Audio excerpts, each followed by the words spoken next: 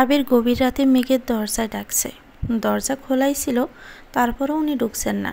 কণ্ঠ উঁচু করে বললেন, আসবো? মেঘ একগাল হেসে তৎক্ষণাৎই উত্তর দিল, আমার রুমে আসতে আপনার অনুমতির প্রয়োজন নেই। আবির মেঘের মাথার কাছে বিছানায় বসে কোমল কণ্ঠে বলল, তুই এত কিউট কেন মেঘ?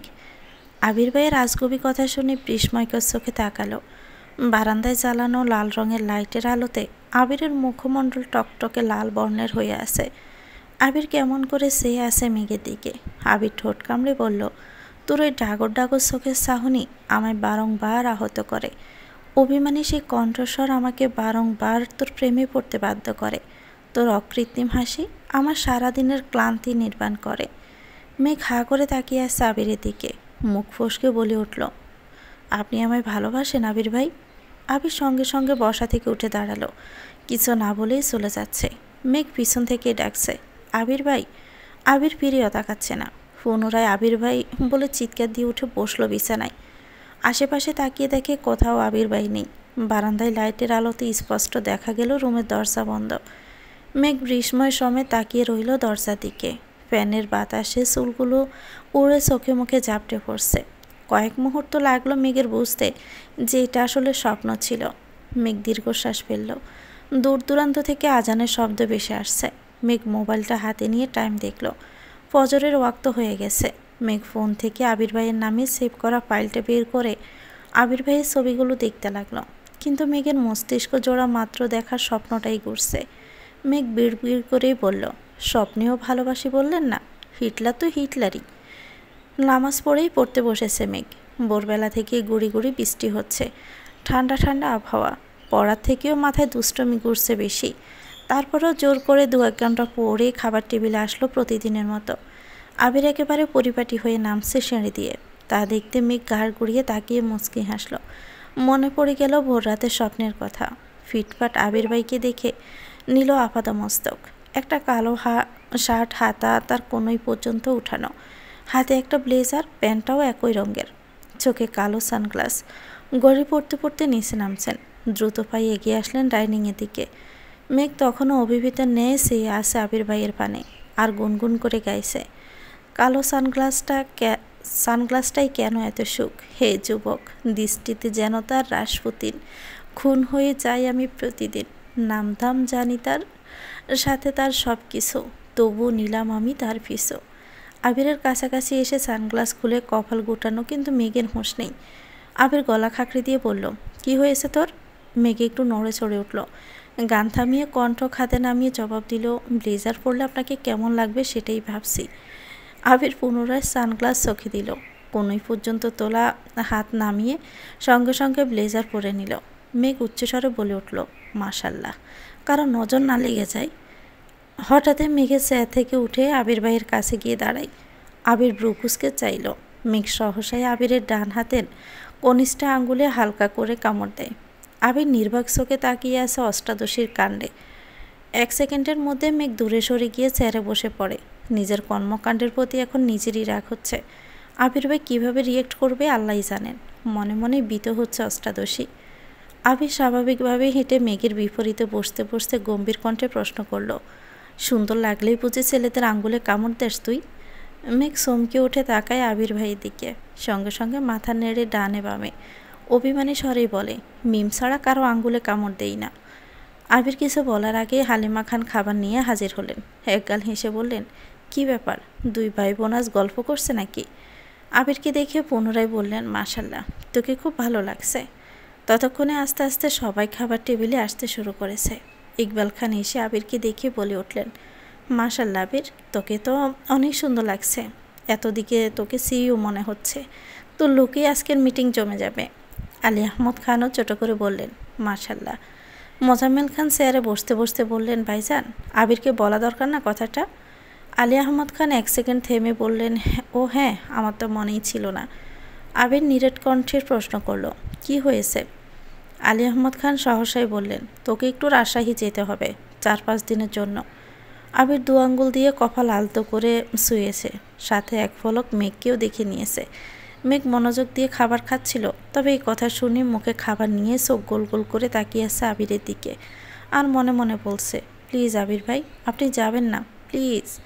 আবির বাবার দিকে এক নজর তাকালো, তারপর মাথা নিচু করে বলল, আমি এখন কোথাও যেতে পারবো না। মোজাম্মেল খান হঠাৎই বললেন, কেন?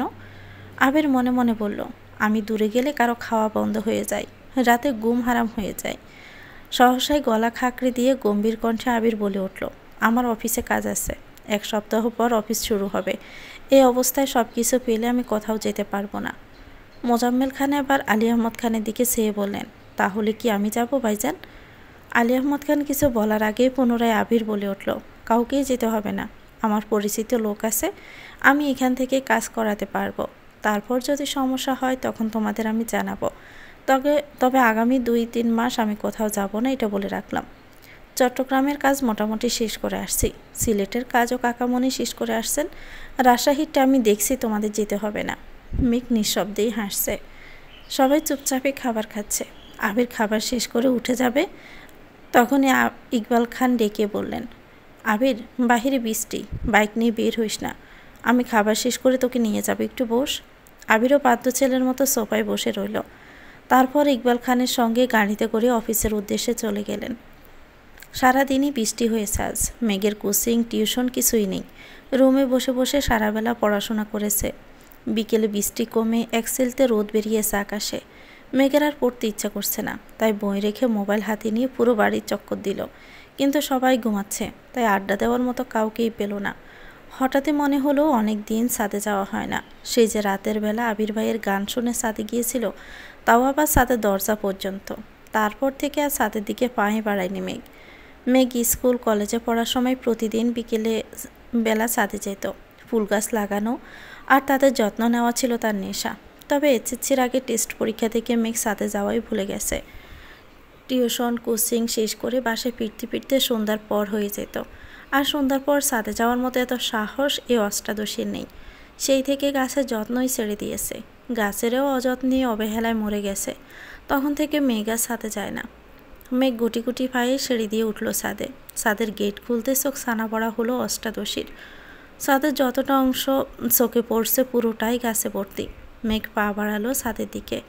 সম্পূর্ণ ছাদ পরিষ্কার করে তাতে 3 সারি গাছের টব রাখা। এক কর্নারে শুধু ফলের গাছ, বাকি সবটাই ফুল গাছে ভরপুর। নয়নতারা, বেশ কয়েক রঙের গোলাপের গাছ, পর্তুলিকার গাছ, তবে বিকেলবেলাতে ফুল নেই। কাঠগোলাপের গাছ, জিনিয়া, অপরাজিতা, রঙ্গন থেকে শুরু করে কত কত ফুলের গাছ, যার অধিকাংশ গাছের বা ফুলের নামই মেঘ জানে না। মেঘ নিজেই প্রশ্ন করছে, কে আনলো এত গাছ? তানভীর ভাইয়া তো জীবনেও চাঁদে আসে না, তাহলে কি আবির ভাই? সহসাই মেঘের চোখে মুখে উজ্জ্বলতা ফুটে উঠল। ছাদ ভর্তি এত গাছগাছালি দেখে মেঘের ভীষণ ভালো লাগছে। সবটা ছাদ ঘুরে ঘুরে দেখল। সারাদিন বৃষ্টি থাকায় পানি দেওয়ার প্রয়োজন হলো না। 20 থেকে 30টা ছবিও তুলেছে ফুলের আর গাছের। ততক্ষণে সূর্য ডুবতে শুরু করেছে। গোধূলি আলোতে ফুলের মুগ্ধতা দেখে মেঘ লোভ সামলাতে না পেরে একটা গোলাপ ছিঁড়ে নিয়েছে। এতদিন পর নিজের বাড়ির ছাদে এত ফুল গাছ আর ফুলের সমাহার দেখে আবেশিতেই হয়ে পড়েছে মেঘ। এদিকে আবির করিডোর দিয়ে নিজের রুমের দিকে আসছিল। আবির মেঘকে দেখে ঠায় দাঁড়িয়ে পড়ল সেখানে। এদিকে মেঘ আপন মনে ফুলের গন্ধ শুকছে আর হাসছে। আশেপাশে বা সামনে কেউ আছে কিনা তাতে তার কোনো মনোযোগ নেই। হঠাৎ আবিরের প্রশস্ত বুকের সঙ্গে ধাক্কা খেল মেঘ। নিজেকে সামলানোর আগেই আবির মেঘের বাহু চেপে ধরে। সহসাই স্বাভাবিক হয়ে মুখ তুলে চায় মেঘ। আবির ভাইয়ের তপ্ত দৃষ্টি দেখে মাথা নুইয়ে ফেলে পুনরায়। আবির বাহু চেপে ধরে। দ্বিগুণ বাড়ি কণ্ঠে ধমকে ওঠে, ফুল ছিঁড়েছিস কেন? মেঘ ডুব গিলে মৃদু কণ্ঠে বলল, সরি। আবির পুরো কণ্ঠে শুধালেন, সরিটা আমায় না, গাছকে বলিস। মেঘ নিচের ঠোঁট কামড়ে ধরে আসে। আবির ভাইয়ের ধমকে ভিজে আসে নেত্রদয়। আবির মেঘের বাহু ছেড়ে দেয়। সঙ্গে সঙ্গে মেঘ চলে যেতে নেয়। আবির পুনরায় নিরেট কণ্ঠে ডেকে উঠল, শুন। মেঘ ওখানেই দাঁড়িয়ে পড়েছে। কাঁদো কাঁদো কণ্ঠে উত্তর দিল, জি। আবির এবার কিছুটা স্বাভাবিক কণ্ঠে বলল, সময় পেলে গাছগুলোর একটু যত্ন নিস, এগুলো তোরই। মেঘ আবার বিস্ময়কর দৃষ্টিতে তাকায় আবিরের দিকে। নিষ্পলক তার দৃষ্টি, চোখ টলমল করছে পূর্বের জমা পানিতে। অদর সরে আসে কিছুটা দূরে। কয়েক মুহূর্ত পর উত্তেজিত কণ্ঠে বলল, আমার? আবির পূর্বের অভিব্যক্তি বজায় রেখে জবাব দিলেন, হ্যাঁ, তোর নাকি ফুলের গাছ অনেক পছন্দ, তাই এনে দিলাম। এখন যত্ন নেওয়ার দায়িত্ব তোর। আর হ্যাঁ, গাছের যত্ন নিতে গিয়ে দুনিয়া ভুলে যাস না যেন। মেঘ অভিভূত চোখে চেয়ে আছে আবির ভাইয়ের দিকে। আবিরও আবার সরাসরি চোখ রাখে মেঘের চোখে মুখে। দুফোঁটা অশ্রুর দাগও হয়ে গেছে, সম্পূর্ণ গাল লাল টকটকে হয়ে আছে। গালের মাঝে একটা গাঢ় কালো রঙের তিল জল জল করছে। আবিরের দুর্বোধ্য দৃষ্টি দেখে নিজের দৃষ্টি সংযত করল মেঘ। কোমল কণ্ঠে বলল, থ্যাংক ইউ আবির ভাই। আবির কিছু বলার আগে পুনরায় মেঘ প্রশ্ন করল, আজ এত তাড়াতাড়ি চলে আসলেন যে? আবির উত্তর দিল, একটু পর আবার বের হব। অষ্টাদশীর পল্লব চাপড়ে আবির ভাইয়ের দিকে সে প্রশ্ন করল, কফি খাবেন আবির ভাই? আবির খড়খড়ে কণ্ঠে বলল, গতরাতে তোকে কি বলেছি মনে নেই? মেঘ মাথা নিচু করে কণ্ঠ খাদে নামিয়ে বলল, অন্য কাউকে বলি করে দিতে। আবির কণ্ঠ দ্বিগুণ ভারী করে জবাব দিল, লাগবে না, তুই রুমে যা। মেঘও আর কথা বাড়ালো না, চুপচাপ রুমে চলে গেল। রুমে শুয়ে শুয়ে বিকেলে তোলা ছবিগুলো দেখছিল মেঘ। সেখান থেকে কয়েকটা ছবি আপলোড দিল ফেসবুকে, স্পেশাল গিফট, সাথে কয়েকটা লাভ ইমোজি দিল ক্যাপশনে। সন্ধ্যার পরে পড়তে বসেছে মেঘ। কিছুক্ষণ পরে ফোনে কল বেজে উঠল। বন্যা কল দিচ্ছে। তৎক্ষণাৎই রিসিভ করলো মেঘ। আসসালামু আলাইকুম। ওয়ালাইকুম আসসালাম, কেমন আছিস? আলহামদুলিল্লাহ ভালো, তুই কেমন আছিস? আলহামদুলিল্লাহ অনেক ভালো আছি। বন্যা উত্তেজিত কণ্ঠে বলে উঠল, এই তোকে এত গাছ কে দিল রে? মেঘ সশব্দে হেসে বলল, আবির ভাই। কি আবির ভাইয়া? বন্যা আটকে উঠল। মেঘ পুনরায় বলে, হ্যাঁ, কবে আনছেন জানি না, কিছুদিন যাবৎ মিমের রুমে কাজ চলছে, সাদেও কাজ চলছিল, তাই আমি তেমন আর বের হইনি রুম থেকে। আর সাদেও যাই না অনেক দিন যাবৎ। আজ হঠাৎ করে ছাদে গিয়ে দেখি ছাদ ভর্তি গাছ, ছাদের পরিবেশ পুরোই চেঞ্জ। আসার সময় আবির ভাই বলেছেন এগুলো নাকি আমার। বন্যা উদ্বেলিত ভঙ্গিতে বলল, বাহ, তোর শখ তো তাহলে পূরণ হয়েই গেল। তোর তো খুব করে চাইতে তোর ছাদ ভরা গাছ হোক, যেদিকে তাকাবি শুধু গাছ আর গাছ থাকবে। দেখলি তো আল্লাহ তোর ইচ্ছে পূরণ করেছেন। মেঘ খুশি মনে বলল, তুই সময় করে আসিস বাসায়, ছাদে যাব না। আর হ্যাঁ, সকালবেলা আসিস। ঠিক আছে, বন্যা উত্তর দিল। তারপর দুই বান্ধবী বেশ কিছুক্ষণ পড়াশুনো নিয়ে কথা বলে রেখে দিল। রবিবার থেকে ব্যস্ততায় কাটছে সকলের সময়। বর্ষাকাল থাকায় হুটহাট বৃষ্টি নেমে যায়।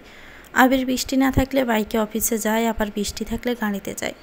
মেঘও কোচিং টিউশন নিয়ে ব্যস্ত হয়ে পড়ল। আবির ভাইয়ের সাথে তার টুকটাক দেখা হয়, হয়তো খাবার টেবিলে, না হয় সিঁড়িতে অথবা করিডোরে। আজ বৃহস্পতিবার। আবির সন্ধ্যার পর সোফায় বসে আছে, হাতে ফোন আর সামনে কফির কাপ নিয়ে। মেঘও তখন বই নিয়ে রুম থেকে বের হয়েছে। কিছুক্ষণ পরে জান্নাত আপু আসবে। মেঘ করিডোর থেকে সিঁড়ির কাছে আসতে আসতে নিচের দিকে একবার তাকাই। চোখ পড়ে সোফায় বসা আবির ভাইয়ের দিকে। এক হাতে কফির কাপ নিয়ে কফি খাচ্ছেন, অন্য হাতে মোবাইলের দিকে তাকিয়ে আছেন। মোবাইলের হোম পেজে সাদা কালো রঙের একটা ছবি। মেঘ গভীর দৃষ্টিতে দেখার চেষ্টা করলো, কিন্তু ক্লিয়ার বোঝা যাচ্ছে না। মেঘ দ্রুত পায়ে সিঁড়ি দিয়ে নামতে নেয় যাতে কাছে গিয়ে ছবিটা দেখতে পারে, কিন্তু মেঘের নুপুরের শব্দে আবির গাড় গড়িয়ে তাকিয়ে মোবাইল পকেটে রেখে দেয়। মেঘ তীক্ষ্ণ দৃষ্টিতে আবির ভাইয়ের দিকে চেয়ে চেয়ে নিচে নামছে, আর মনে মনে বলছে, কে এই মেয়ে যার ছবি আবির ভাইয়ের ফোনের ওয়ালপেপারে রেখেছেন? আমাকে দেখতেই হবে এই মেয়েটাকে। আবির কফি শেষ করে দীর্ঘ পায়ে বেরিয়ে যায় বাসা থেকে। মেঘ কিছুক্ষণ সিঁড়ির নিচে দাঁড়িয়ে পুনরায় পড়ার রুমের দিকে চলে যায়। 10-15 মিনিটের মধ্যে জান্নাত আপু পড়াতে আসেন। আজ একটু বেশি সময় নিয়েই পড়িয়েছেন আপু। মোটামুটি 8:30টার কাছাকাছি বেজে গেছে। ড্রয়িং রুমে কেউ নেই। জান্নাত পড়ানো শেষ করে বের হতে যাবে। মেঘও তখন পিছন পিছন পড়ার রুম থেকে বের হয়ে দরজা লাগানোর জন্য। জান্নাত দরজার কাছাকাছি যেতেই আবির বাহির থেকে দরজা ধাক্কা দিয়ে ভিতরে ঢুকে। মুখামুখি দেখা হয় আবির আর জান্নাতের। সাহসাই জান্নাত হাস্যোজ্জ্বল মুখে বলে, আসসালামু আলাইকুম ভাইয়া, কেমন আছেন? আবিরও হাসি মুখে উত্তর দেয়, ওয়ালাইকুম আসসালাম, আলহামদুলিল্লাহ ভালো, তুমি কেমন আছো? মেঘ পড়ার রুমের কিছুটা সামনে স্ট্যাচুর মতো দাঁড়িয়ে আছে আর বিড়বিড় করে বলছে, আবির ভাই কি জান্নাত আপুকে চিনে? কিন্তু কিভাবে? তাহলে কি আবির ভাইয়ের ফোনে তারই ছবি ছিল? জান্নাত হাসি মুখে উত্তর দিল, আলহামদুলিল্লাহ ভালো আছি, আপনাকে তো বাসায় দেখিই না ভাইয়া। আবির কিছুটা শক্ত কণ্ঠে বলল, বাসায় ফিরতে একটু দেরি হয়ে যায়, তোমার পড়াতে কোনো সমস্যা হচ্ছে না তো? জান্নাত শান্ত কণ্ঠে বলল, না না ভাইয়া, কোনো সমস্যা হচ্ছে না। আবির এক পলক মেঘের দিকে সে পুনরায় জান্নাতের দিকে তাকালো, নিরেট কণ্ঠে বলল, ও পড়ে তো ঠিক মতো? জান্নাত আবার মেঘের দিকে সে হাসি মুখে বলল, হ্যাঁ ভাইয়া, মেঘ অনেক মনোযোগী এবং খুবই মেধাবী, আপনি চিন্তা করবেন না প্লিজ। আবির ছোট করে বলল, খেয়েছো কিছু? বসো, খাবার খেয়ে যেও। জান্নাত তৎক্ষণাতে বললেন, নাস্তা করেছি ভাইয়া, আর কিছু খাবো না, আজ আসি তাহলে। ওদের কথোপকথন শোনার জন্য মেঘ কিছুটা হেঁটে সামনের দিকে এগিয়ে আসলো। আবির স্বাভাবিক কণ্ঠে বলল, সাবধানে যেও। জান্নাত একগাল হেসে বলল, আপনি আমাদের বাসায় বেড়াতে যাইয়েন। আবির হালকা হেসে উত্তর দিল, সময় পেলে অবশ্যই যাব। প্রথমের কথাগুলো ঠিকমতো না শুনলেও শেষ কথাগুলো মেঘ স্পষ্ট শুনতে পেয়েছে। জান্নাত মেঘকে আল্লাহ হাফেজ বলে বেরিয়ে গেছে বাসা থেকে। এদিকে মেঘের বুক কেঁপে উঠল। মেঘ যেন নিজের কানকেও বিশ্বাস করাতে পারছে না। আনমনেই ভাবছে, জান্নাত আপু আবির ভাইকে বাসায় যেতে বলছেন। আবির ভাইও আবার হাসি মুখে বলেছেন সময় পেলে যাবে। কই, আবির ভাই তো আমার সাথে এত ভালো আচরণ করেন না। উনি তো আমার সাথে আজ পর্যন্ত হাসি মুখে কথাই বলেননি। তাছাড়া জান্নাত আপুকে তো তানভীর ভাইয়া নিয়ে আসছিলেন। তাহলে আবির ভাই কীভাবে চিনেন? মেঘ আহত চোখে তাকিয়ে রইল আবির ভাইয়ের দিকে। আবির দরজা বন্ধ করে সিঁড়ির দিকে যেতে নিলে সহসায় সামনে দাঁড়ালো অষ্টাদশী। আজ আর তার শরীর কাঁপছে না, হাত পা রিমরিমেও করছে না, কারণ হাজারটা প্রশ্ন তার মাথা ছাড়া দিয়ে উঠেছে, যেগুলোর উত্তর শুধু আবির ভাই জানেন। ড্রয়িং রুমের কোথাও কেউ নেই। জান্নাত পড়িয়ে গেলেই মূলত খাওয়া দাওয়ার পর্ব শুরু হয়, তাই এই সময় সবাই যে যার রুমেই থাকেন। অষ্টাদশীর পথ আটকানো দেখে আবির বিস্মিত চোখে চাইল। মেঘের এলোমেলো চুল, চোখের কাজল কিছুটা লেপ্টে রয়েছে, শুষ্ক উষ্ঠদয় তীর তীর করে কাঁপছে। এ অবস্থায় মেঘকে দেখে ঘোর লেগে যাচ্ছে আবিরের। হাজারো নিষিদ্ধ চিন্তা জেগেছে আবিরের মনে। টেনে হিসড়ে কোনো রকমে নিজেকে সামলে ডোক গিলে কিছুটা শক্ত কণ্ঠে বলল, পথ আটকে দাঁড়িয়েছিস কেন? মেঘের সরু নাক ক্রমে কমে পড়ছে। দীর্ঘশ্বাস ছেড়ে ধৈর্যহীন কণ্ঠে বলল, আপনি জান্নাত আপুকে চিনেন? আবির উপর নিজ মাথা নাড়ে শুধু। মেঘ দ্বিতীয়বার গম্ভীর কণ্ঠে বলল, ওনাকে আপনি কীভাবে চেনেন? আবির রাশভারী কণ্ঠে বলল, পরিচিত। মেঘ ভিতর ভিতর ক্ষিপ্ত হলো। অষ্টাদশীর চেহারার পরতে পরতে গনিয়ে আসে মেঘ। এক সমুদ্র অভিযোগ মাথা ছাড়া দিয়ে উঠেছে। একে গায়ের রং ফর্সা, তার উপরে গালে রাগলে গাল দুটো লাল হয়ে আছে মেঘের। দেখে মনে হচ্ছে টোকা দিলেই গাল বেয়ে রক্ত পড়বে। রাগে পুষতে পুষতে মেঘ বলল, শুধু পরিচিত হলেই কি মানুষ নির্দ্বিধায় বাসায় যেতে বলে? তুই কি আমার কাছে কৈফিয়ত চাচ্ছিস মেঘ? চল, শক্ত করে প্রশ্ন করল আবির। মেঘ আর আবিরের কণ্ঠ শক্ত শুনে আটকে উঠছে না, কারণ অষ্টাদশীর আজ অতিরিক্ত রাগ হচ্ছে। অতিরিক্ত রাগলে মানুষের বোধশক্তি হারিয়ে যায়। তাছাড়া মেয়ে মানুষের রাগ তো লিমিট ছাড়া। যখন রাগ হয় তখন দুনিয়ার কোনো কিছু দিয়েও শান্ত করানো যায় না, যতক্ষণ না নিজে থেকে শান্ত হয়। মেঘের নাকের ডগায় ঘাম জমে আছে, কপাল ঘামতে শুরু করেছে ধীরে ধীরে। নিস্তব্ধ হয়ে দাঁড়িয়ে রইল অষ্টাদশী। কয়েক মুহূর্ত পর নীরব কণ্ঠে বলল, আপনি ওনার বাসায় যাবেন? আবির তীক্ষ্ণ দৃষ্টিতে চেয়ে রইল। গুরুবার কণ্ঠে বলল, প্রয়োজন হলে যাব। মেঘ চোখ গোল গোল করে চাইল। মনের ভিতর হাজারটা প্রশ্ন ছুটছে এদিক সেদিক। মেঘের নীরবতা দেখে আবির গুরুবার কণ্ঠে জবাব দিল, তোকে আপাতত এসব নিয়ে ভাবতে হবে না, পড়াশোনায় মনোযোগ দে। তুই এখনও অনেক ছোট, সময় হলে সব জানতে পারবি। মেঘ দীর্ঘশ্বাস পেলে রাগান্বিত কণ্ঠে বলা শুরু করলো, আপনার যা খুশি করতে পারেন, যা খুশি বলতেই পারেন, তাতে কিছুই হয় না। আমি কিছু বলতে গেলেই ছোট, বয়স হয়নি এরকম করেন। আবির দাঁতে দাঁত চেপে গম্ভীর কণ্ঠে বলল, মেঘ আস্তে কথা বল, বাড়ির মানুষ শুনবে। তাছাড়া জান্নাতের ব্যাপারে আমি আপাতত কোনো কথা বলতে চাচ্ছি না। মেঘ রাগে পুষতে পুষতে বলল, তা কেন বলবেন?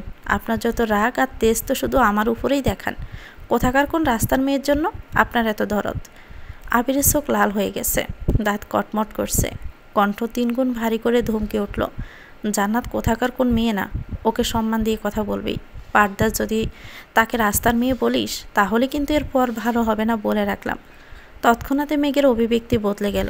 সহসায় মনে পড়ে গেল আবির ভাইয়ের ফোনে দেখা ওয়ালপেপারের ছবিটার কথা। তার মানে কি আবির ভাইয়ের? আর কিছু ভাবতেই পারছে না মেঘ। চোখে সর্ষে ফুল দেখছে, হৃদয় ভেঙে খণ্ড খণ্ড হয়ে যাচ্ছে।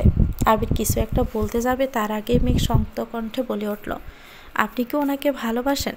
এটুকু বলার পরে আবির ডান হাতে মেঘের বাম গালে শক্তপোক্ত একটা স্বর বসিয়ে দিল। হঠাৎই মেঘের মুখ বন্ধ হয়ে যায়, কথাটা শেষও করতে পারল না। মেঘের সমগ্র পৃথিবী ঘুরছে, বিপুল চোখে চেয়ে আসে আবিরের দিকে। স্তব্ধ হয়ে ঠায় দাঁড়িয়ে রইল সেখানে। একটা বারের জন্য গালে হাতও রাখল না। অনুভূতিরা যেন বিলীন হয়ে গেছে। রক্তাক্ত চক্ষুদয় আবির ভাইয়ের চোখে নিবদ্ধ। আবির ভীষণ ছুটে গেছে, ডান হাতে নিজের চুল মুষ্টিবদ্ধ করে ধরল। রাগান্বিত কণ্ঠে বলল, যা বোঝা তা বুঝিস না, আজাইরা বিষয় নিয়ে পড়ে থাকিস। মেঘ নির্বাক চোখে তাকিয়ে আছে আবির ভাইয়ের দিকে। আবির সঙ্গে সঙ্গে পা পিছিয়ে ঘুরে গেল। দরজার পাশে দেওয়ালে সবেগে ঘুষি বসিয়ে দিল। তা দেখে কেঁপে ওঠে অষ্টাদশী। বাম হাত দিয়ে মেন গেট খুলে বেরিয়ে গেল বাসা থেকে। মেঘ ঠায় দাঁড়িয়ে আছে সেখানে। দীর্ঘ সময় পর চোখ বেয়ে গড়িয়ে পড়ে দুপোটা অস্ত্র। ততক্ষণে মালিহা খান বেরিয়ে আসলেন রুম থেকে। মালিহা মেঘকে দরজা মুখে দাঁড়িয়ে থাকতে দেখে প্রশ্ন করলেন, কিরে এভাবে দাঁড়িয়ে আছিস কেন? ক্ষুধা লাগছে? মেঘ কিছুটা নড়ে উঠল। বড় আম্মুর দিকে না ঘুরে শীতল কণ্ঠে বলল, না। তারপর পড়ার রুম থেকে বইগুলো নিয়ে সিঁড়ি দিয়ে উঠতে লাগলো। আকলিমা খান মেঘকে যেতে দেখে ডাকলেন, মেঘ খাবি না? মেঘ গম্ভীর কণ্ঠে বলল, ক্ষুধা নেই। মেঘ রুমে এসে হাতের বই খাতাগুলো ছুঁড়ে ফেলে দেয় বিছানায়। তারপর দরজা আটকে নিজেও বিছানায় লুটিয়ে পড়ে। মেঘের বুক ভেঙে আসে আকাশসম কষ্টে। চোখ বেয়ে অনর্গল নোনাজল গড়িয়ে পড়ছে। নিজেকে সান্ত্বনা দেওয়ার কোনো বাসা নেই এই অষ্টাদশীর। যে আবির ভাইয়ের থাপ্পড়ের বয়ে গত একটা মাস আবির ভাইয়ের চোখে চোখ রেখে কথা বলেনি। আবির ভাই যা বলেছে চুপচাপ মেনে নিয়েছে। নিজের রাগ, জেদ আর অভিমান আবির ভাইয়ের পদতলে চাপা দিয়ে দিয়েছিল। সেই আবির ভাই কিনা 1 মাস হওয়ার আগেই তাকে থাপ্পড় মারল, তাও আবার কোথাকার কোন মেয়ের জন্য।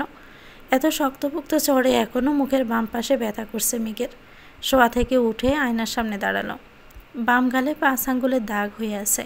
রক্তবর্ণের সে পাংশ। নিজের বিধ্বস্ত দৃষ্টতা দেখে আটকে ওঠে মেঘ। মুখমণ্ডলের ন্যায় অষ্টাদশীর কোমল হৃদয় টাগে চূর্ণ বিচূর্ণ করে ফেলেছে অনুভূতিহীন কাঠকোট্টা আবির ভাই। মেঘ আয়নার দিকে তাকিয়ে রইল কয়েক মুহূর্ত। আনমনে কি ভাবছে কে জানে। যে অষ্টাদশীর মনটাকে কাছের ভাঙা গ্লাসের মতো হাজারো টুকরোতে পরিণত করেছে। কোথায় সে দুরূহ পুরুষ? আবির বাসা থেকে বেরিয়ে বাইক স্টার্ট দিল। কি কাগজ নিতে এসেছিল সেসব ভুলেই গেল। স্পিডে বাইক চালিয়ে আসলো নিজের অফিসে। কোনো দিকে না তাকিয়ে সোজা নিজের রুমে চলে গেল। কিছুক্ষণ পর রাসেল একটা স্টাফকে জিজ্ঞেস করলো, আবির স্যার কি এখনও আসেনি? স্টাফ সঙ্গে সঙ্গে উত্তর দিল, স্যার তো কিছুক্ষণ আগেই চলে এসেছেন। কি বলো? আবির আসছে অথচ আমায় ফাইল দিল না? চিন্তিত স্বরে বলল রাসেল। তৎক্ষণাতে হাঁটা দেয় আবিরের রুমের দিকে। আবিরের রুমে দরজা ধাক্কা দিতে চোখে পড়ল বিধ্বস্ত রুম। যেন কোনো কিছুক্ষণের মধ্যে ঘূর্ণিঝড় বয়ে গেছে এই রুমটার উপর দিয়ে। হেলমেট ভেঙে পড়ে আছে ফ্লোরে। কাগজপত্র ছড়িয়ে ছিটিয়ে পড়ে আছে সম্পূর্ণ রুমে। সেগুলো এলোমেলো উঠছে ফ্যানের বাতাসে। চেয়ার পড়ে আছে কাত হয়ে। আবিরকে দেখা গেল না। আবিরকে দেখার জন্য রাসেল দরজায় দাঁড়িয়েই উকি দিল ভিতরে। জানালার পাশের দেওয়ালে আবির অনবরত হাতে ঘুষি দিয়েই যাচ্ছে। বিস্ময় চোখে চাইল রাসেল। 1 সেকেন্ডও দেরি না করে ছুটে গেল আবিরের কাছে। চেষ্টা করলো আবিরকে থামানোর, কিন্তু ব্যর্থ হলো। 6 ফুট লম্বা শক্তিশালী সুঠামদেহী আবিরের সাথে 5 ফিট 7 ইঞ্চি লম্বা রাসেলের শক্তি কোনো মতেই কুলালো না। চেষ্টায় ব্যর্থ হওয়ায় দরজা পর্যন্ত দৌড়ে যায় রাসেল আর চিৎকার দিয়ে ডাকে, রাকিব এদিকে আয়। ভয়ঙ্কর সেই পুরুষালী চিৎকারের শব্দে রাকিবও সহসায় দৌড়ে আসে। সাথে ছুটে আসে অফিসের কিছু স্টাফ আর কিছু কর্মচারী। রাকিব আর রাসেল টেনে হিঁচড়ে আবিরকে দেওয়াল থেকে দূরে সরিয়ে আনলো। আবিরের চোখে মুখে ক্রোধ স্পষ্ট প্রতীয়মান হচ্ছে। শ্যামবর্ণের মুখবিবর পরিবর্তন হলো গুটগুটে আদারে। উস্কো খুস্কো চুলগুলো এলোমেলো হয়ে আছে। গামে ভেজা কপালে লেপটে আছে সামনের দিকে চুলগুলো। পরনে সাদা শার্ট গামে ভিজে লেপটে আছে গায়ের সাথে। রুমে ফুল স্পিডে ফ্যান চলছে। সাথে এসি অন থাকা সত্ত্বেও আবিরকে দেখে মনে হচ্ছে সময়মাত্র 40 ডিগ্রি সেলসিয়াস তাপমাত্রায় ফুটবল খেলে এসেছে। রাকিব মাটিতে কাত করা চেয়ারটা এক হাতে তুলে আবিরকে জোর করে বসালো। আবিরের হাতের দিকে চাইল। নিরবিচ্ছিন্ন ঘুষির কারণে আঙ্গুলের হাতের কয়েক জায়গায় কেটে রক্ত পড়ছে। রাকিব তৎক্ষণাতে গাড় গড়িয়ে তাকালো দেয়ালে। সাদা রঙের দেওয়ালের কিছু অংশ বেয়ে রক্ত গড়িয়ে পড়ছে ফ্লোরে। রাকিব আতকে উঠে এক প্রকার চিৎকার দিয়ে বলল, রাসেল ফার্স্ট এড বক্স বের কর, ফার্স্ট। আবির এখনও জোর করছে চেয়ার থেকে ওঠার, কিন্তু রাকিব আবিরের পেট বরাবর শক্ত করে ঝাপটে ধরে কণ্ঠে আর্তনাদ করে উঠল। তপ্ত স্বরে বলল, কি হয়েছে তোর? তুই এমন করছিস কেন আবির? আবির সহসা চিৎকার দিয়ে বলল, ছাড় আমাকে। আবিরের রুষ্ট কণ্ঠের চিৎকারে কিছুটা নড়ে উঠল রাকিব, কিন্তু তারপরও ছাড়ল না। পুনরায় শান্ত কণ্ঠে বলল, কেন পাগলামি করছিস আবির? রাগটা একটু কমা প্লিজ। কি হয়েছে আমাকে বল। আবির দ্বিতীয়বার চেয়ার থেকে ওঠার চেষ্টা করে, কিন্তু এবার রাকিব আরও একটু শক্ত করে আবিরকে চেপে ধরে। নিরেট কণ্ঠে বলল, মাথাটা ঠান্ডা কর আবির। আবির ব্যর্থ হয়ে বসে পড়ল চেয়ারে। আবিরের রক্তবর্ণের চোখ বেয়ে গড়িয়ে পড়ল ক্রোধ মিশ্রিত এক ফোঁটা জল। রাসেল ফার্স্ট এড বক্স নিয়ে আসছে। দরজায় দাঁড়ানো 2-1 জন প্রশ্ন করছে, কি হয়েছে স্যার? কি হয়েছে স্যারের? কোনো সমস্যা স্যার? আবির তাদের প্রশ্নে বিরক্ত হয়ে অগ্নিদৃষ্টিতে চাইল। সঙ্গে সঙ্গে নীরব হয়ে গেল জনতা। রাকিব রাসেলের দিকে চেয়ে শান্ত কণ্ঠে বলল, তুই সবাইকে নিয়ে ওইদিকে যা, আমি আসি আবিরের কাছে। রাসেল চিন্তিত স্বরে বলল, কোনো প্রয়োজন হলে আমায় ডাকিস। রাকিব শুধু মাথা তুলালো। রাসেল 1 সেকেন্ড দেরি না করে সবাইকে নিয়ে যার যার কাজে চলে গেল। আবির চলন্ত ফ্যানের দিকে মুখ তুলে চেয়ে আছে। সবাই চলে যাওয়ার পর রাকিব গম্ভীর কণ্ঠে বলল, দেখ তো তুই হাতটার কী অবস্থা করেছিস। আবির এক পলক হাতের দিকে চেয়ে ক্রোধিত কণ্ঠে বলল, আমি মস্ত বড় অপরাধ করে ফেলেছি রাকিব। সেই অপরাধের কাছে আমার হাত কিছুই না। রাকিব কিছুটা চিন্তিত কণ্ঠে বলল, কি হয়েছে, কি করেছিস তুই বল। আবিরের কণ্ঠস্বর ভিজে আসছে। পুনরায় 2 ফোঁটা পানি গড়িয়ে পড়ল গাল বেয়ে। শীতল কণ্ঠে জবাব দিল, আমি একই ভুল পুনরায় করে ফেলেছি। আকিব আতকে উঠে বলল, তুই মেঘকে মেরেছিস? আবির দীর্ঘশ্বাস ফেলে শুধু। রাকিবের বুঝতে আর বাকি নেই আবির মেঘকে মারার ক্রোধেই নিজেকে আহত করছে। ব্রু গুটিয়ে রাকিব বলল, কেন মেরেছিস ওকে? দীর্ঘশ্বাস ছেড়ে আবির বলল, আমায় জান্নাতের সাথে কথা বলতে দেখে মেঘের মাথায় রক্ত উঠে গেছে। যা তা উল্টাপাল্টা বলা শুরু করেছে আমাকে। আমি আর রাগ কন্ট্রোল করতে পারিনি। কি বলছিস আবির? জান্নাতের জন্য তুই মেঘকে মারলি? অবাক চোখে তাকিয়ে আছে রাকিব। আমি মেঘকে মারতে চাইনি, বিশ্বাস কর। ও এক পর্যায়ে প্রশ্ন করে বসলো, আমি জান্নাতকে ভালোবাসি কিনা। এ কথাটা সহ্য করতে পারিনি। রাকিব তপ্ত দৃষ্টিতে চেয়ে রইল। আবির বাম হাত দিয়ে কপাল থেকে চুলগুলো সরিয়ে মনকষ্টে বলল, আমি এখন কি করব রাকিব? রাকিব দীর্ঘশ্বাস ফেলছে বারবার। কিছুটা ভেবে বলল, দেখ, এখন তো মেঘ আগের মতো নেই। এখন তো মেঘও তোর প্রতি পসেসিভ। এজন্যই তো আজকে এমনভাবে রিয়েক্ট করেছে। আমার মনে হয় না যে থাপ্পড়ের জন্য কথা বন্ধ করবে। আবির খড়খড়ে কণ্ঠে উত্তর দিল, তুই তো জানিস মেঘ খুবই জেদি। এটাই আমার একমাত্র ভয়ের কারণ। ও যদি একবার জেদ করে বলে আমার সাথে কথা বলবে না, তাহলে এই জীবনে আর কোনো দিনও কথা বলবে না। রাকিব কপাল গুটিয়ে প্রশ্ন করল, বাই দ্য ওয়ে, কটা থাপ্পড় দিছিস? আবির তপ্ত স্বরে বলল, একটা। রাকিব স্বাভাবিক কণ্ঠে বলল, তুই চিন্তা করিস না, কিছু হবে না। জান্নাতকে নিয়ে কিছু ভাবছিস? মেঘ কি আর পড়তে চাইব ওর কাছে? আবির গম্ভীর কণ্ঠে জবাব দিল, 2 দিন পর পর ওর জন্য টিচার কোথা থেকে খুঁজবো আমি? ওকে জান্নাতের কাছেই পড়তে হবে। রাকিব কোমল কণ্ঠে বলল, আচ্ছা সেসব পরে দেখা যাবে, এখন চল তো হাসপাতালে একটু যাই। আবির তীক্ষ্ণ দৃষ্টিতে চেয়ে বলল, হাসপাতাল কেন যাব? রাকিব স্বাভাবিক কণ্ঠে বলল, এতটা কেটেছে, কোনো সমস্যা হয় যদি? ডাক্তার দেখালে ভালো হইতো না? আবির সংকটজনক স্বরে উত্তর দিল, এটা আমার শাস্তি। রাকিব খুব ভালো করে জানে আবিরকে জোর করলেও কোনো লাভ হবে না, তাই আর জোর করেনি। রাকিব চিন্তিত স্বরে বলল, এখন কি বাসায় যাবি? তোকে কি দিয়ে আসবো? আবির এক পলক তাকালো দেওয়ালে লাগানো ঘড়ির দিকে। 10টা বাজতেছে। গম্ভীর কণ্ঠে জবাব দিল, কি করব বুঝতে পারছি না। মেঘের মুখামুখি হওয়ার সাহস পাচ্ছি না আমি। রাকিব জানালার দিকে চেয়ে বলল, বাহিরে তো বৃষ্টি, একটু ওয়েট কর তাহলে। বৃষ্টি কমলে আমি দিয়ে আসবো নে। আবির পকেট থেকে ফোন বের করে তানভীরকে কল করলো। প্রথমবারই রিসিভ হলো কল। তানভীর কল রিসিভ করে সালাম দিল। আবির সালামের উত্তর দিয়ে গম্ভীর কণ্ঠে প্রশ্ন করল, কই তুই? তানভীর স্বাভাবিকভাবে উত্তর দিল, আমি তো পার্টি অফিসে। কেন ভাইয়া? আবির নিরেট কণ্ঠে ও জবাব দিল, এমনি। তানভীর চিন্তিত স্বরেই বলল, কোনো সমস্যা ভাইয়া? তোমার কণ্ঠ এমন কেন শোনাচ্ছে?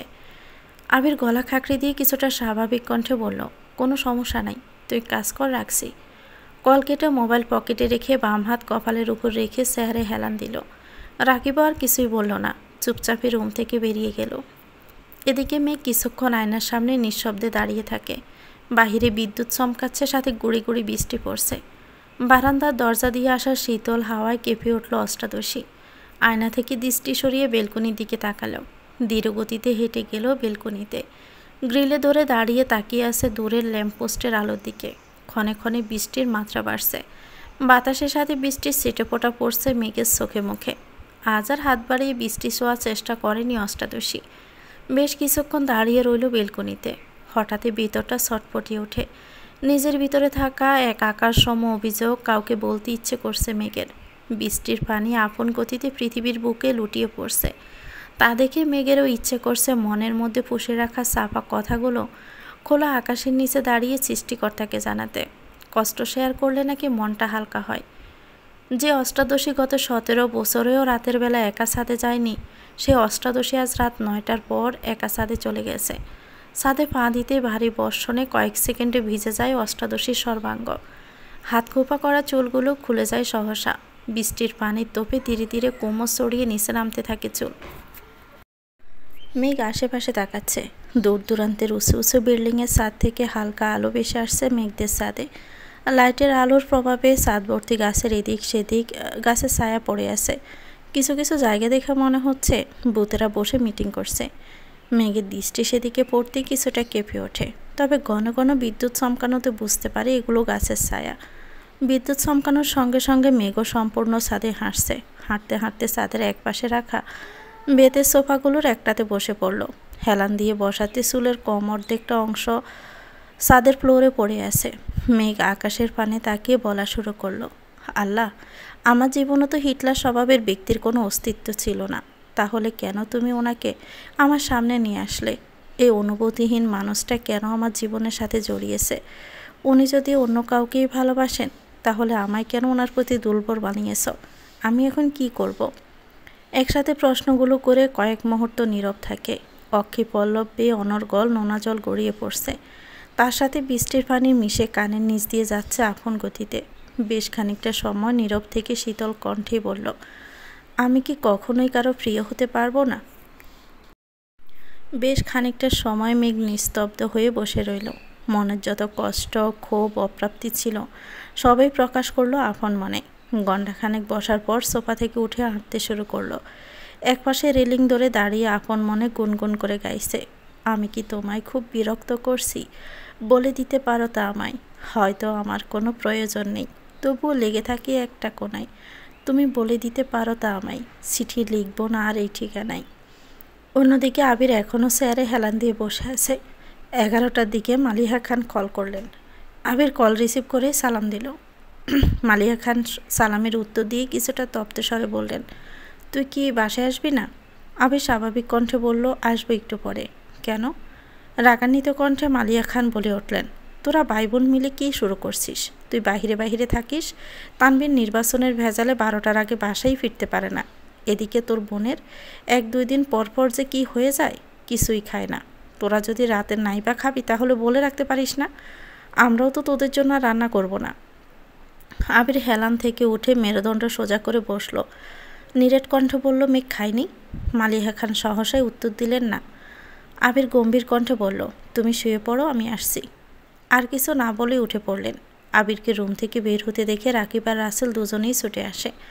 অন্যান্য দিন কাজ শেষ করে 10টা সাড়ে 10টার মধ্যেই চলে যায় সকলে, কিন্তু আজ আবিরের মুড অফ দেখে তারা কাজ শেষ করেও বসে আছে। আবিরকে কিছু বলার সাহসও পাচ্ছে না। রাকিব স্বাভাবিক কণ্ঠে বলল, চল আমি তোকে দিয়ে আসি। আবির শক্ত কণ্ঠে জবাব দিল, আমি একা যেতে পারবো। রাকিব পুনরায় বলে উঠল, তোর হাতের অবস্থা তুই দেখেছিস? এই অবস্থায় বাইক চালালে তো অ্যাক্সিডেন্ট করবি। তার থেকে আমার কথা মান, আমি তোকে দিয়ে আসি। আবির শক্ত দৃষ্টিতে তাকালো রাকিবের দিকে। দাঁতে দাঁত চেপে ঘোষণা করল, বললাম তো আমি যেতে পারবো। রাসেল ঠান্ডা কণ্ঠে বলল, এত বৃষ্টিতে বাইক নিয়ে যেতে পারবি? আবির আর কিছু বলল না। বড় বড় পা ফেলে অফিস থেকে বেরিয়ে গেল। টানা 2 ঘন্টার উপরে ভারী বর্ষণ হচ্ছে, যার ফলে ঢাকার রাস্তাঘাটে পানি জমে একাকার অবস্থা।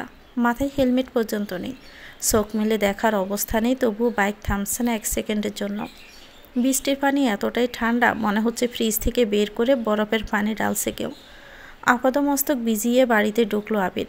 ড্রয়িং রুমে কেউ নেই। সিঁড়ি দিয়ে উঠে সোজা নিজের রুমের দিকে হাঁটে।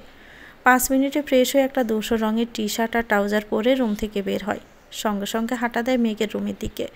মেঘের দরজার সামনে এসে বাম হাতে দরজা ধাক্কা দিল। অনবরত ঘুষির কারণে ডান হাতে তেমন শক্তি পাচ্ছে না। তারপর আবার হাতের উপর জোর দিয়ে বাইক চালিয়ে এসেছে। দরজা খুলতে চোখ পড়ে ফাঁকা বিছানায়। কেন জানি বুকটা সেট করে উঠল। ভিতরের দিকে দেখার চেষ্টা করলো। টেবিলের উপর ফোন, ল্যাপটপ পড়ে আছে, কিন্তু অষ্টাদশী কোথাও নেই। আবির রুমে ঢুকে বারান্দা সহ সব জায়গায় খুঁজলো, কোথাও নেই। রুম থেকে বেরিয়ে সারা বাড়িতে চক্কর দিল, তবে কোথাও মিককে পেল না। মিমের রুমের সামনে দাঁড়িয়ে আস্তে করে ডাকলো। সঙ্গে সঙ্গে মিম দরজা খুলল। একগাল হেসে বলল, ভাইয়া কিছু বলবেন? আবির উদ্বিগ্ন কণ্ঠে বলল, মেঘ কোথায়? মিম স্বাভাবিকভাবে উত্তর দিল, আপু তো রুমেই আছে। সেই যে খাবে না বলে রুমে গেল, আর তো বেরিয়েই হতে দেখিনি। আবিরের চোখে মুখে চিন্তার ছাপ পড়ল। গম্ভীর কণ্ঠে শুধু বলল, ঠিক আছে। আবির আবারও মেঘের রুমে গেল। সব জায়গা পুনরায় দেখলো, কোথাও নেই। মাথা গরম হয়ে যাচ্ছে আবিরের। চোখে মুখে উদ্বেগের মাত্রা বাড়ছে। রুম থেকে বের হয়ে নিজের রুমের দিকে যাচ্ছে। ফোন রেখে এসেছে নিজের রুমে। হঠাৎই চোখ পড়ে সিঁড়ির দিকে। মনের অজান্তেই বলে ওঠে, ও ছাদে যায়নি তো? কোনো কিছু না ভেবে ছুটে যায় ছাদের দিকে। ছাদের দরজা বাতাসে একবার খুলছে তো একবার বন্ধ হচ্ছে। আবির দরজা ধাক্কা দিয়ে গার ডানে বামে ঘুরিয়ে ছাদ দেখার চেষ্টা করছে। বাড়ি বর্ষণের ফলে ছাদেও পানি জমে আছে অনেকটা। পাইপ দিয়ে গিয়েও যেন কুলাতে পারছে না। সাথে বৃষ্টির ছিটেফোঁটা পড়ছে আবিরের শরীরে। কোথাও কাউকে চোখেই পড়ছে না। আবির বৃষ্টির মধ্যে পা বাড়ালো ছাদে। কিছুক্ষণ পরপরই বিদ্যুৎ চমকাচ্ছে। আবির ছাদের চারপাশে দেখছে ঘুরে ফিরে। হঠাৎই বিদ্যুৎ চমকানোতে আবিরের দৃষ্টিতে পড়ে রেলিংয়ে ঘেঁষে ছাদের ফ্লোরে পড়ে আছে অষ্টাদশী। ছাদের সাইড দিয়ে যাওয়া পাইপের উপর পড়ে আছে মাথার শরীরের বাকি অংশ। ছাদের ফ্লোরে জামা পানির মধ্যে পড়ে আছে। আবির আকস্মিকে চিৎকার দিয়ে উঠল, মেঘ! এই মুহূর্তে দৌড়ে গেল মেঘের কাছে। অজ্ঞান হয়ে পড়ে আছে আবিরের প্রণয়নী। আবিরের হাত পা কাঁপছে, তবুও চাপটে ধরল মেঘের পিঠ বরাবর। সহসায় অষ্টাদশীর গাড় থেকে মাথা পর্যন্ত আঁকড়ে ধরল নিজের প্রশস্ত বুকে। মেঘের শরীর বরফের ন্যায় শীতল হয়ে আছে, শুধু মাথাটা একটু একটু গরম। আবির কয়েকবার আকুল স্বরে মেঘকে ডাকল, কিন্তু মেঘ নিস্তেজ হয়ে পড়ে আছে। মেঘের এই অবস্থা দেখে আবিরের সমগ্র পৃথিবী ঘুরছে। বৃষ্টির পানি বরাবরই মানুষের উপকারেই আসে। সাধারণত বৃষ্টিতে ভিজলে কেউ বেহুঁশ হয় না। তবে যদি সে মানুষটা অতিরিক্ত চিন্তা বা মানসিক চাপে থাকে, তবে শরীরের তাপমাত্রা কমে একটা সময় অজ্ঞান হয়ে যেতে পারে। মেঘের ক্ষেত্রে এই ঘটনাটাই ঘটেছে। এক আকাশ অভিমান জমেছিল মনে তার। প্রতিফলন ঘটল এভাবেই। আবির সহসায় দুহাতে কোলে তুলে নিল মেঘকে। সিঁড়ি দিয়ে হাসছে ঠিকই, কিন্তু দৃষ্টি তার অষ্টাদশীর মলিন মুখের দিকে। আবিরের চোখ বেয়ে দুফোঁটা অশ্রু গড়িয়ে পড়ল অষ্টাদশীর গালে। দুজনের শরীর বেয়ে অজরে পানি পড়ছে। দীর্ঘ পা ফেলে করিডোর দিয়ে হেঁটে মেঘের রুমে ঢুকলো। ফ্লোরে বিছানার সাথে হেলান দিয়ে মেঘকে বসিয়ে দিল। টাওয়াল এনে হাত মুখ মাথাটা কিছুটা মুছে দিল। সঙ্গে সঙ্গে রুম থেকে বের হয়ে নিজের রুমে গিয়ে বাইকের চাবি আর হেলমেট নিয়ে ছুটে গেল নিচে। হালিমা খানের দরজার সামনে বেজা শরীর নিয়ে দাঁড়িয়ে ডাকছে। দুইবার ডাকার পরেই হালিমা খান দরজা খুললেন। আবিরের জলসিক্ত শরীর দেখে চিন্তিত স্বরে বললেন, ভিজে আসছিস? আবির তপ্ত স্বরে বলল, মামুনি, তুমি একটু মেঘের রুমে যাও, ওর অবস্থা ভালো না। আপাতত বাড়ির মানুষকে ডেকো না, আমি ডাক্তার নিয়ে আসছি। একদমে কথাগুলো বলল আবির। হালিমা খান আতকে উঠে বললেন, কি হয়েছে?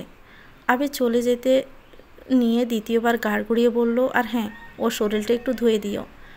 আবির ছুটল দরজার দিকে। হালিমা খান দ্রুত পায়ে সিঁড়ি দিয়ে উঠতে ব্যস্ত হলেন। চোখে তার পানি টলমল করছে। একমাত্র মেয়ে বলে কথা, মেয়ের মুখ গোমরা থাকলে যেখানে চিন্তায় পড়ে যান হালিমা খান, সেখানে মেয়ে অসুস্থ মানে হালিমা খানের মাথায় আকাশ ভেঙে পড়া। 20 মিনিটের মধ্যে আবির ডাক্তার নিয়ে চলে আসছে। ডাক্তারকে রেনকোট দিয়েছে ঠিকই, কিন্তু আবিরের সর্বাঙ্গ বেজা। মেঘের রুমের সামনে দাঁড়িয়ে গলা খাঁকড়ে দিল আবির। নরম স্বরে বলল, আসবো? হালিমা খান কাঁদো কাঁদো কণ্ঠে বললেন, আয়। আবির ঢুকলো। আবিরের পিছনে ডাক্তারও মেঘের রুমে ঢুকলো। আবিরের গা থেকে পানি পড়ছে ফ্লোরে, কিন্তু সেদিকে তার ভ্রুক্ষেপ নেই। তার দৃষ্টি অষ্টাদশীর মুখের দিকে। ডাক্তার 10 সেকেন্ড মেঘকে দেখল কি না। আবির উদ্বিগ্ন কণ্ঠে বলল, ওর কিছু হবে না তো? ডাক্তার স্বাভাবিক কণ্ঠে বললেন, তেমন কোনো সমস্যা নাই, বেশিক্ষণ বৃষ্টিতে ভিজেছে মনে হয়। তাছাড়া হয়তো কোনো মানসিক চাপে আছে, তার জন্যই এমনটা হয়েছে। কিছুক্ষণের মধ্যে জ্ঞান ফিরে আসবে। আমি কিছু মেডিসিন লিখে দিচ্ছি, জ্ঞান ফিরলে খাইয়ে দিও।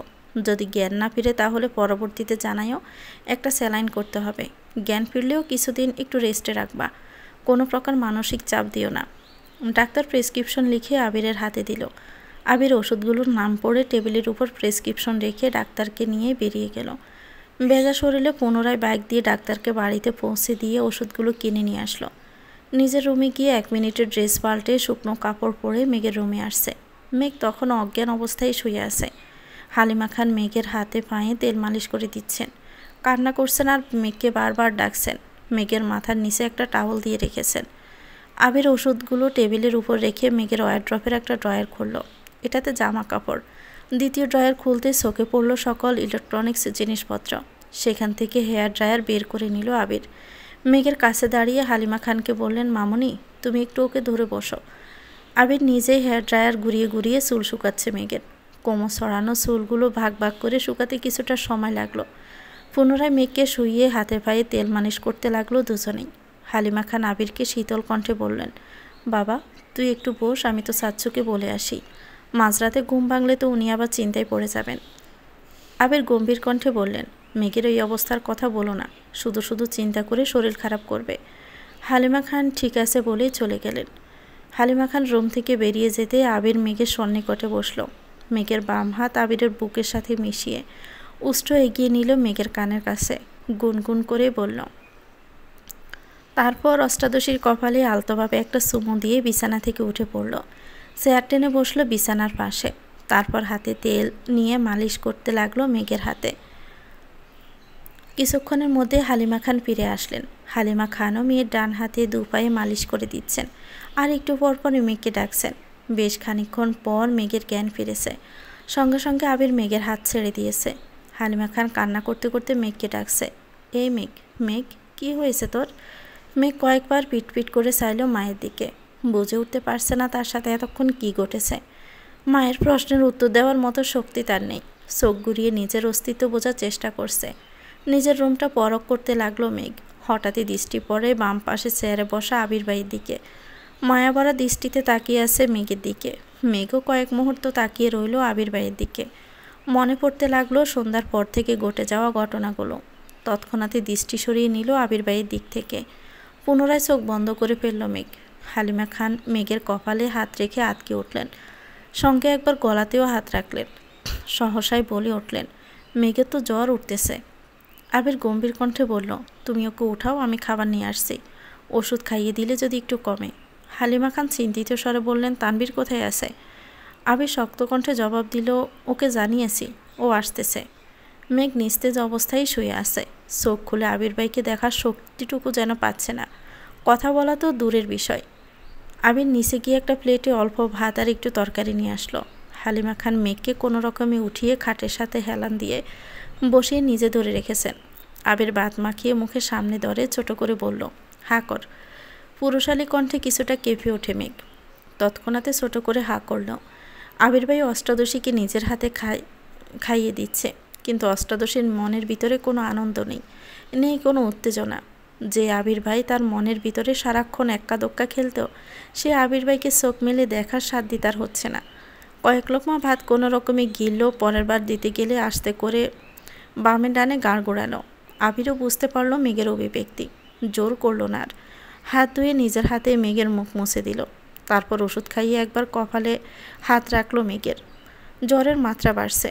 আবির শীতল কণ্ঠে বলল, মামনি তুমি ওর কাছে থাকো, কোনো সমস্যা হলে আমাকে ডেকো, আমি সজাগ আছি। আবির প্লেট হাতে নিয়ে চুপচাপ বেরিয়ে গেল রুম থেকে। 10-15 মিনিট পরেই তানবীর দৌড়ে বাড়িতে ঢুকে। এমপির গাড়ি করে ড্রাইভার এসে দিয়ে গেছে তানবীরকে। মেঘের রুমে গিয়ে কোমল কণ্ঠে মাকে বলল, কি হয়েছে মেঘের? মেঘের পাশে বসে কপালে হাত রাখল। থার্মোমিটার এনে জ্বর মাপলো 100 ডিগ্রি প্লাস তাপমাত্রা। মেঘ জ্বরে কাঁপতেছে। তানবীর ছুটে গিয়ে নিজের রুমের ক্যাবিনেট থেকে আর একটা কম্বল এনে বোনের গায়ে ছড়িয়ে দিল। তারপর একটা ছোট রুমাল ভিজিয়ে কিছুক্ষণ জলপট্টিও দিল। হালিমা খান এখনও ফুপিয়ে ফুপিয়ে কাঁদছেন। তানবীর মায়ের দিকে সে মোলায়েম কণ্ঠে বলল, ডাক্তার কি বলেছে? হালিমা খান কান্নারত কণ্ঠে বললেন, বলছেন সিরিয়াস কোনো সমস্যা না, রেস্ট নিতে আর চিন্তা কম করতে ওষুধ দিয়ে গেছেন। ওষুধ খাওয়ানো হয়েছে? হালিমা খান কোমল কণ্ঠে বলল, হ্যাঁ আবির খাইয়ে দিয়ে গেছে। তানবীর নমনীয় কণ্ঠে মাকে প্রশ্ন করল, ভাইয়া কোথায়? কিছুক্ষণ হলো গেল এখান থেকে। তানবীর আর কিছু বলল না, চুপচাপ কিছুক্ষণ জলপট্টি দিল বোনের কপালে। তবে জ্বর কমার কোনো নামগন্ধ নেই। এদিকে আবিরের রুমে এসে বেলকুনিতে পায়চারি করতে লাগলো। বাহিরে এখনও বৃষ্টি হচ্ছে। মাঝে মাঝে কিছুক্ষণ বিরতি নেয় আর ভারী বর্ষণ শুরু হয়। তাপমাত্রাও কম থাকার পরেও আবিরের শরীর ঘামছে। স্থির হতে পারছে না কোনোভাবেই। তামাটে চেহারা কুচকুচে কালো বর্ণের হয়ে আছে। দুপুরে খাবার খেয়েছিল, তারপর সন্ধ্যায় শুধু 1 কাপ কফি খেয়েছে। মধ্যরাত হয়ে গেছে, খায়নি এখনও, তাই মুখটা মলিন হয়ে আছে। হাতের অবস্থাও করুন। বাসায় বেরার পথে ব্যান্ডেজ খুলে ফেলছিল। বৃষ্টির পানিতে কাটা অংশগুলো প্যাকাশে হয়ে গেছে। কিছুক্ষণ পর আবির বড় বড় পা ফেলে ছাদে চলে গেল। সম্পূর্ণ শরীর ভিজতে বেশি সময় লাগলো না। ছাদের কর্নার থেকে সিঙ্গেল সোফা টেনে মাঝ বরাবর রেখে সেখানে বসে পড়ল। অসীম দূরত্বে চেয়ে থাকে অনেকটা সময়। পরপর চোখ বন্ধ করে শ্বাস টেনে নিজেকে প্রশ্ন করল, আমি কি এখন ফিরে ভুল করে ফেললাম? আবিরের মনে পড়ছে পুরনো স্মৃতি। এক প্রণয়নী 2 বছরের নীরবতা কুড়ে কুড়ে খাচ্ছিল তাকে। প্রিয় মানুষের উপস্থিতি যেমন বক্ষ স্পন্দন বাড়াতে সক্ষম, তার থেকেও বেশি কষ্টদায়ক নিজের প্রেয়সীকে গুরুগম্ভীর থাকতে দেখা। আর যার কারণটা সে নিজেই। একটা সামান্য ভুলের কারণে গত 2টি বছরে প্রেয়সী তার চোখে চোখ রাখেনি, এক টেবিলে একসাথে খেতেও বসেনি, মুখ ফুটে একটা কথা পর্যন্ত বলেনি। এর বেশি সহ্য করার ক্ষমতা একটা 18 বছরের যুবকের পক্ষে কখনোই সম্ভব ছিল না। প্রেয়সীর প্রতি অনুভূতি তার অতল স্পর্শী, বিশালতার সমুদ্রের ন্যায়, যা কখনো পরিমাণ করা সম্ভব না। যখন তার সহ্যের সীমা শেষ হতে চলল, তখনই তার সামনে 2টি রাস্তা ভেসে উঠল। এক স্কলারশিপে বিদেশ যাওয়া, দ্বিতীয় হলো ঢাকা ভার্সিটিতে পড়াশোনা। আবির বাড়ির প্রতিটি সদস্য থেকে মতামত নিয়েছিল সেদিন। এমনকি তার হৃদয়হরণীর কাছেও সেদিন আকুল মিনতি করে জিজ্ঞেস করেছিল সে কী চাই। ছোট্ট হৃদয়হরণীর অভিমানের মাত্রা এতটাই তীব্র ছিল যে সেদিনও আবিরের চোখে চোখ রাখেনি, আবিরের কোনো কথার উত্তরও দেয়নি। 2 বছর যে ললনার অভিমান ভাঙাতে অক্ষম, সেই ললনার অভিমান কয়েক মাসে ভাঙানো সম্ভব ছিল না। তারপরও আবির শেষবার যাওয়ার আগে অভিবেতের ন্যায় নিষ্পলক চেয়েছিল সেই তার ললনার দিকে। যদি একটা বার বলতো, ভাইয়া তুমি যেও না, কিন্তু না, শেষ দিনও মুখ ফুটে কিছুই বলেনি তার প্রেয়সী। আবির পাড়ি জমালো বিন্দেশে। পার্থিব জগতের মাঝে অপার্থিব সৌন্দর্যের অধিকারী তার সেই ছোট্ট ললনাকে ফেলে চলে গিয়েছিল বহু দূরে। অতীত। আবিরের কাদম্বিনী নূপুর পরে চঞ্চল পায়ে সারাক্ষণ খার বাড়িতে ছুটোছুটি করত, অথচ আবির সামনে আসলে তার পা থেমে যেত, মুখ লুকাতো মায়ের আঁচলের নিচে। আবির খুব চেষ্টা করছিল ললনার অভিমান ভাঙানোর, কিন্তু সে প্রতিবারই ব্যর্থ হয়েছিল। পড়তে গেলে ঘুমাতে গেলে সে চঞ্চল পায়ের নূপুরের শব্দ আবিরের হৃদয় চূর্ণ বিচূর্ণ করত। যে ছুটোছুটি, যে চঞ্চলতা সে নিজের চোখে দেখতে পারে না, তার শব্দ কানে আসলে আকাশ ভেঙে পড়তো মাথায়। তাই খুলিয়ে নিয়েছিল মেঘের পায়ের নূপুর। দেশ ছেড়ে যাওয়ার কিছুদিন পূর্বে তানবীরকে জড়িয়ে ধরে 2 বছরের জমাটবদ্ধ নীল পাহাড় ভেঙে অজরে কেঁদেছিল আবির। বোধশক্তি হওয়ার পর সেটাই ছিল আবিরের প্রথম কান্না। লোকে বলে পুরুষ মানুষের কাঁদা নিষেধ, কান্না এলেও কাঁদা যাবে না, চাপিয়ে রাখতে হবে তা মনের গহীনে। কিন্তু যখন জীবনের সবচেয়ে মূল্যবান জিনিসটা হারিয়ে যায় বা নিজের থেকেও প্রিয় ব্যক্তির সাথে দূরত্ব বেড়ে যায়, তখন পুরুষ মানুষটা চাইলেও নিজেকে শক্ত রেখে অনুভূতি চেপে রাখতে পারে না। তানবীর আবিরের সেই মরা কান্না দেখে বিস্ময়কর চোখে তাকিয়েছিল। কয়েক মুহূর্ত পর আবিরকে জড়িয়ে ধরে কয়েক শতবার শুধু জিজ্ঞেস করেছিল, কি হয়েছে, কি হয়েছে ভাইয়া, তুমি কেন কাঁদছ, আমাকে বলো। কিন্তু বাঁধহীন কান্নার ফলে আবির কোনো উত্তরই দিতে পারছিল না। পরক্ষণে তানবীর উপলব্ধি করছিল হয়তো দেশ ছেড়ে, প্রিয়জনদের ছেড়ে চলে যাবে, তাই এভাবে কাঁদছে। সে আর প্রশ্নও করেনি, চুপচাপ ভাইয়ের কান্নার গভীরতা মাপতে ব্যস্ত হয়েছিল। আবিরের সেই ক্রন্দন স্থির হয়েছিল প্রায় 1 ঘন্টা। কান্নার মাত্রা কিছুটা কমার পর তানবীর দৃঢ়কণ্ঠে বলল, কি হয়েছে ভাইয়া, তুমি কেন এভাবে কাঁদছ? আবির কান্নারত কণ্ঠে শুধু বলেছিল, আমি ওকে ছেড়ে এত দূর কীভাবে থাকবো। গভীর রাত, শান্ত নিস্তব্ধ একটা পরিবেশে আবিরের এই কথাটা তানবীরের হৃদয়ে গিয়ে লেগেছিল। তানবীরের বয়স তখন সবেমাত্র 16তে পড়েছে। এত কিছু না বুঝলেও ভাইয়ের কথাটার মানে সে স্পষ্ট বুঝতে পেরেছিল। তানবীর ছোট করে প্রশ্ন করেছিল, কে সে? আবির তখনও অজরে কেঁদেই চলেছে। গলা খাঁকড়ে দিয়ে ছোট করে বলেছিল, মেঘ। তানবীর বিমোহিত নয়নে তাকিয়েছিল বেশ খানিকক্ষণ। তারপর ভাইকে শান্ত করে ছাদের ফ্লোরে বসে আবিরের অভক্ত প্রেমানুভূতি শুনছিল। তানবীরের কাঁধে ছিল গুরুদায়িত্ব। একদিকে মায়ের পেটের বোন, অন্যদিকে চাচাতো ভাইয়ের নির্মল কান্না। সব কিছু শুনে শেষমেশ তানবীর আবিরের চোখ মুছে মুচকি হেসে শান্ত কণ্ঠে বলেছিল, তুমি চিন্তা করো না ভাইয়া, আমি তো আছি মেঘকে দেখে রাখার জন্য, তোমার ভালোবাসা তোমারই থাকবে। সেই রাতে এক ফোঁটাও ঘুমায়নি দুবাই। সারা রাত জেগে শুধু মেঘকে নিয়ে অধিবেশন করেছিল।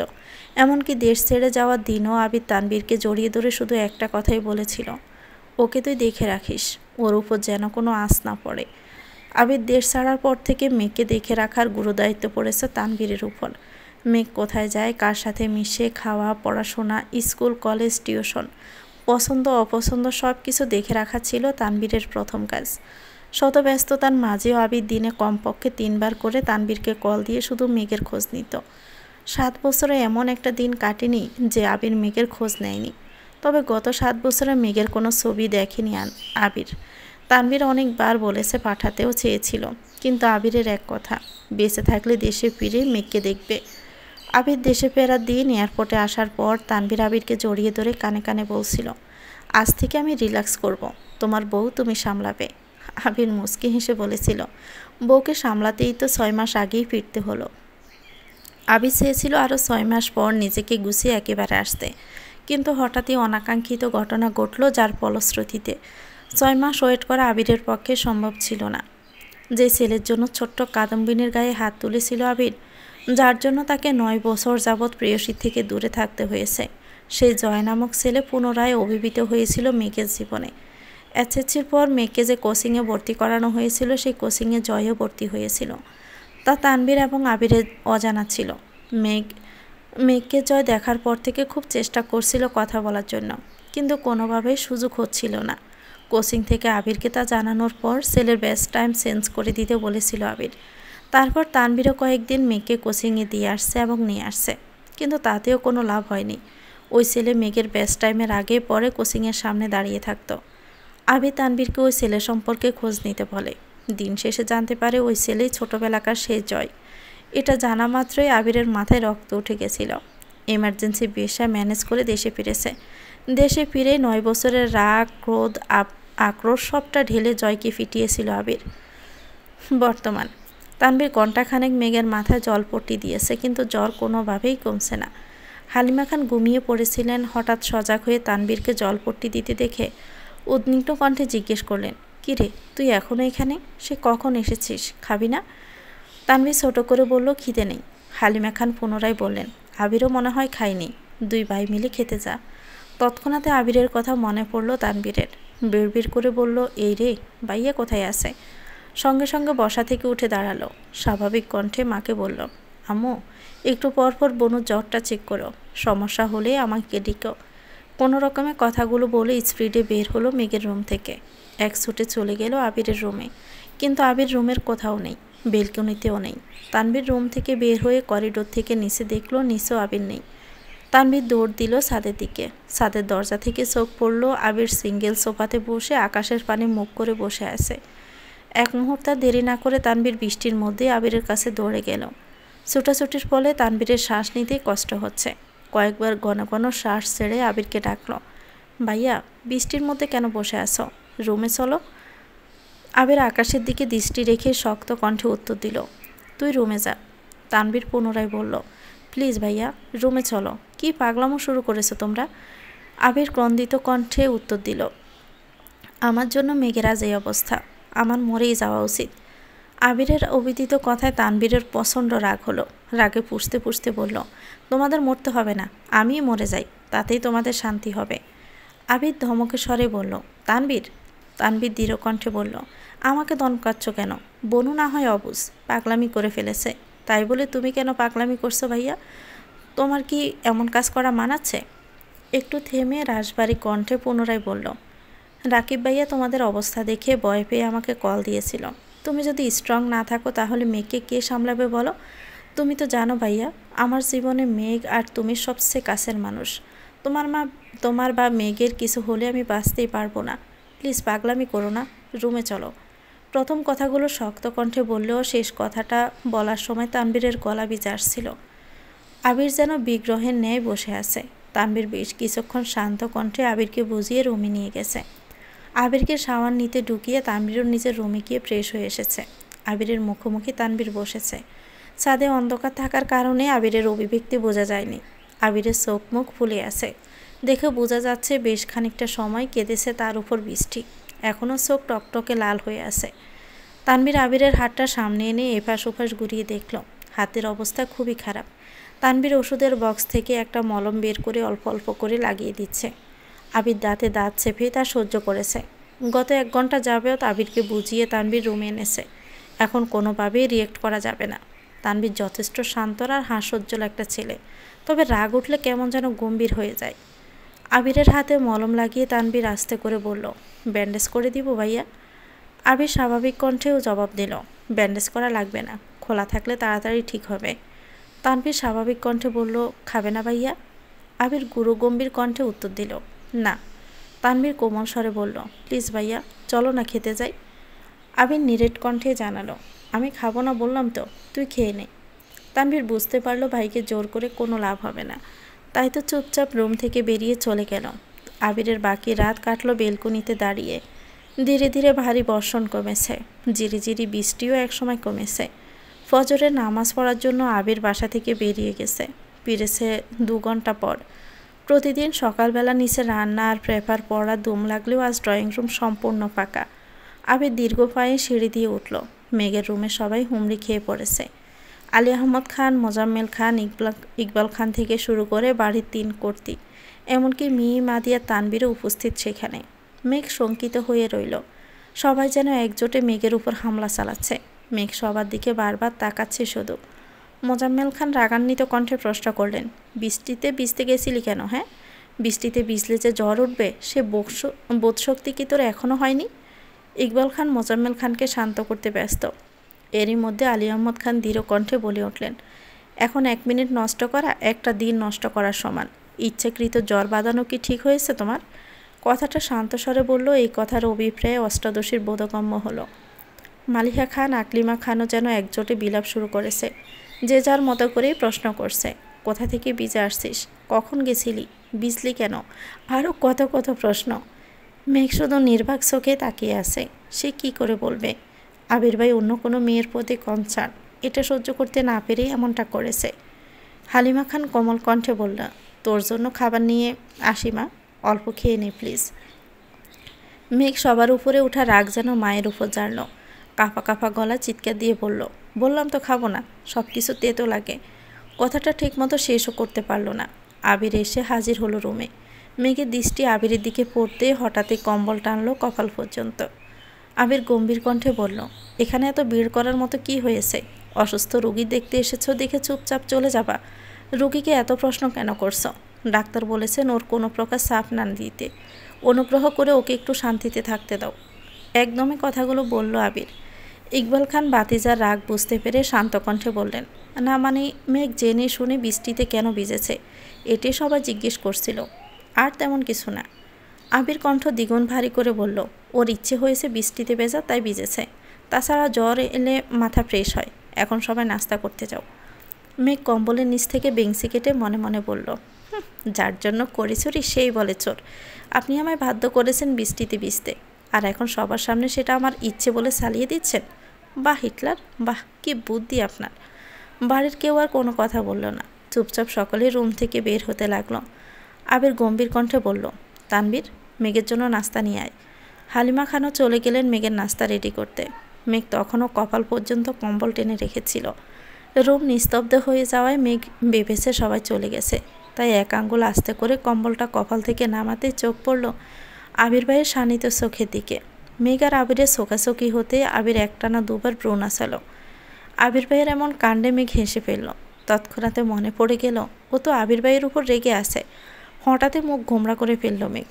আবির চেয়ার টেনে মেঘের বিছানার পাশে বসে মৃদু কণ্ঠে বলল, এখন কেমন লাগছে? জ্বর কি কমেছে? মেঘ ওষ্ঠ উল্টালো, কিছুই বলল না। আবির সহসায় মেঘের কপালে হাত রাখল, সাথে একবার গলায় হাত রেখে সঙ্গে সঙ্গে কপাল কুঁচকে হাত সরিয়ে নিল। তটস্থ হয়ে বলল, এখনও তো অনেক জ্বর। বসা থেকে উঠে টেবিল থেকে থার্মোমিটার নিয়ে বিছানায় বসে মেঘের জিহ্বার নিচে ধরল। মেঘ হাঁ করে তাকিয়ে আছে আবির ভাইয়ের দিকে। আবির কপাল কুঁচকে তাকিয়ে রইল মেঘের দিকে। দুজনই নিস্তব্ধ, 2 জোড়া চোখ গভীরভাবে অনুবন্দী। মেঘের বুকের ভিতর তোলফাড় শুরু হচ্ছে। এরই মধ্যে তানবীর গলা খাকড়ি দিয়ে রুমে ঢুকল। তৎক্ষণাতে দৃষ্টি সরিয়ে নিল আবির। তানবীরের কণ্ঠ শুনে মেঘও দৃষ্টি সরিয়ে ভাইয়ের দিকে চাইল। আবির থার্মোমিটার চেক করতে ব্যস্ত হলো। তানবীর ভাইয়ের দিকে প্লেট বাড়াতে মেঘ চোখ গোল গোল করে তাকালো। মনে মনে বলল, এখনও কি আবির ভাই আমাকে খাইয়ে দিবেন? আবির কোনো দিকে না তাকিয়ে ছোট করে বলল, তুই খাইয়ে দে। তানবীর বিস্ময় সমেত তাকালো আবিরের দিকে।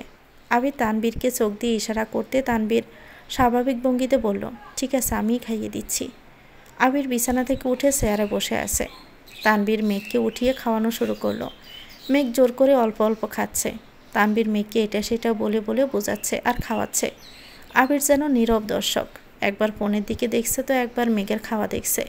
কোনো মতে অল্প খেয়ে মেঘ শীতল কণ্ঠে বলল, আর খাবো না ভাইয়া। তানভীরও আর জোর করলো না, পানির গ্লাস এগিয়ে দিল মেঘের দিকে। খাওয়া শেষে পানির গ্লাস টেবিলে রাখতে রাখতে তানভীর বলে উঠল, ভাইয়া বনুকে ওষুধগুলো খাইয়ে দাও প্লিজ, আমি নিচে যাচ্ছি, আমার খুব ক্ষুধা লাগছে। তানভীর রুম থেকে বেরিয়ে নিচে চলে গেছে। আবির ফোন পকেটে রেখে টেবিল থেকে ওষুধ রেডি করে মেঘের দিকে এগিয়ে দিল। মেঘও মাথা নিচু করে ওষুধগুলো খেয়ে নিল। আবির নিরেট কণ্ঠে বলল, সাবধানে থাকিস। আবির চলে যেতে নিলে মেঘ আবিরের ডান হাত আঁকড়ে ধরে। সহসায় আবির ব্যথায় উফ করে উঠল। মেঘ সঙ্গে সঙ্গে হাত ছেড়ে দিল। মেঘ ভেবেছে আবির ভাই হয়তো বিরক্ত হয়েছেন মেঘের ছোঁয়াতে। হঠাৎই মেঘের মনটা খারাপ হয়ে গেল। কাঁদো কাঁদো কণ্ঠে মেঘ বলল, আমি মরে গেলে আপনি। এতটুকু বলতেই আবির অগ্নিদৃষ্টিতে চাইল অষ্টাদশীর দিকে। মেঘ কথা সম্পূর্ণ করতে পারল না। আবির রাগান্বিত কণ্ঠে বলল, চুপ। আবির দাঁতে দাঁত চেপে পুনরায় বলল, আর কোনোদিনও যদি তোর মুখে এই কথাটা শুনি তাহলে ওই দিনে তোকে মেরে বুড়িগঙ্গায় ফেলে দিয়ে আসবো। মেঘের ছোট হৃদয়টা আবির ভাইয়ের কথায় আবারও চূর্ণ বিচ্ছিন্ন হলো। একটু রম্য স্বরেও তো বলতে পারতেন, তা না মেরে ফেলবেন। মেঘের অক্ষিপট বেঁচে আসছে। চিবুক নামিয়ে বিড়বিড় করে বলল, এ বাড়ির কেউ আমায় ভালোবাসে না, সবাই শুধু বকে। সবার রাগ ঝাড়ার একমাত্র জায়গা আমি। কেউ কেউ তো আবার গায়েও হাত তোলেন। শেষ কথাটা বলে আবিরের দিকে তাকালো। পল্লব ঝাপটাতে গাল বেয়ে অশ্রু গড়িয়ে পড়ল। আবির অষ্টাদশীর মুখের পানে চেয়ে মনে মনে বলল, এই কেউটা তোকে ইচ্ছাকৃত মারতে চায়নি।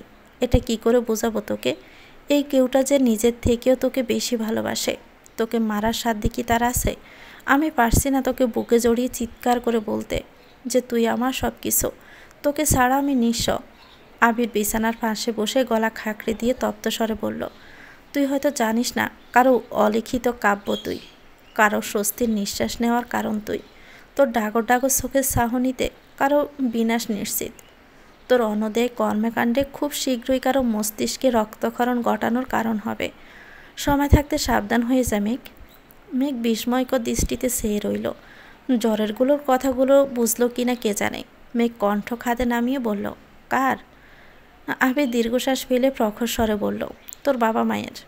নিজের মনের ভাব চাচ্ছু আর মামুনির উপর চাপিয়ে দিতেই বাধ্য হলো আবির। মেঘ অক্ষি পল্লব ঝাপটে বৃহৎ নয়নে চেয়ে আসে আবিরের দিকে। আবির ঠান্ডা ঠান্ডা কণ্ঠে বলল, আর কার ভালোবাসা প্রয়োজন তোর? আমার আব্বু যেখানে আমার সাথে প্রয়োজনের বাহিরে কোনো কথাই বলে না, সেখানে তোর ইচ্ছে অনিচ্ছা নিয়ে ভাবে। আম্মুর ভালোবাসা আশা করি আমার তোকে বোঝাতে হবে না। কাকামণি কাকিয়া তো ওদের সন্তানের থেকেও তোকে বেশি আদর করে। চাচ্চু আর মামুনির কথা কি বলবো তোকে? চাচ্চুর আর মামুনির খুব শখ ছিল একটা মেয়ে বাবুর। তো জন্মের পর দুজন খুশিতে এত কান্না করেছে যে এলাকার মানুষ ভেবেছিল এই বাড়িতে কেউ মারাই গেছে। তানভি ছেলে হয়েও এতটা গুরুত্ব পায়নি যতটা গুরুত্ব তুই চাচ্চু আর মামুনির থেকে পাস। তানভীরের জীবনে বাবা মায়ের পরেই তোর অবস্থান। মেয়ে মাদি তো তোরই ভক্ত। খানবাড়িতে তোর যতটুকু অগ্রাধিকার তা আমাদের কারণেই। আর কার ভালোবাসা চাস? একসাথে কথাগুলো বলে আবির থামল। তারপর দীর্ঘশ্বাস ছেড়ে বলল, উল্টাপাল্টা কথা ভেবে নিজেকে কষ্ট দেওয়া বোকামি ছাড়া কিছুই না। মেঘ ঢাকর ঢাকর চোখে তাকিয়ে চিন্তিত কণ্ঠে বলল, আপনার কথা বললেন না কেন? মেঘের প্রশ্ন শুনে আবির ডোক গিলে কপাল কুঁচকাল। তারপর শক্ত কণ্ঠে বলল, তোর এখন রেস্টে নেওয়া প্রয়োজন। আবির চেয়ার থেকে উঠতে নিলে মেঘ আবিরের ডান হাতে দু আঙ্গুল আঁকড়ে ধরে। সঙ্গে সঙ্গে আবির দাঁতে দাঁত চেপে চোখ বন্ধ করে ফেলে। মেঘ সহসায় আবিরের ডান হাতের দিকে চাইল। আবিরের হাতে কাটা অংশে চাপ পড়ায় রক্ত বের হচ্ছে। সঙ্গে সঙ্গে হাত ছেড়ে দেয় মেঘ।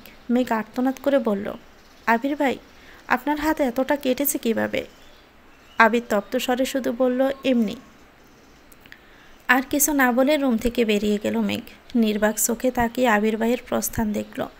মেঘের মনে পড়ল মেন গেটের পাশে দেওয়ালে ঘুষি দেওয়ার কথা। ধরে নিল এর ফলে আবির ভাইয়ের হাত কেটেছে।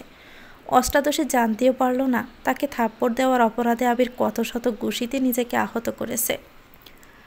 গতকালের ঘটনাগুলো পরপর মনে হতে মেঘের নিজের উপর বড্ড রাগ হলো।